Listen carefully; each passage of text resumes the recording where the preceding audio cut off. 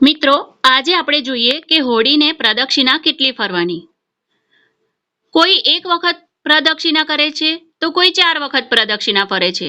જ્યારે કેટલાક લોકો તો મન પડે ને એટલી વાર હોળીની પ્રદક્ષિણા ફરતા હોય છે. પરંતુ શાસ્ત્રોક્ત નિયમ અનુસાર હોળીની 7 પ્રદક્ષિણા ફરવી જોઈએ. તેનાથી વધુ કરવાથી દોષ લાગે છે. મોટે ભાગે લોકો સામાન્ય રીતે 4 પ્રદક્ષિણા કરતા હોય છે, જે યોગ્ય નથી. પૂરેપૂરા 7 આંટા ફરવા જ જોઈએ અને આમ પૂર્ણ 7 પ્રદક્ષિણા કરવાથી આખું વર્ષ તંદુરસ્તી જળવાઈ રહે છે. સાથે બીજી પણ એક વાતનું ખાસ ધ્યાન રાખવાનું છે કે હોળીની પ્રદક્ષિણા ખાલી હાથે ન ફરવી જોઈએ. હાથમાં ધાણી રાખવી અને થોડી થોડી ધાણી હોળીમાં હોમતા જવું જોઈએ. આ જ રીત સાચી છે પ્રદક્ષિણાની.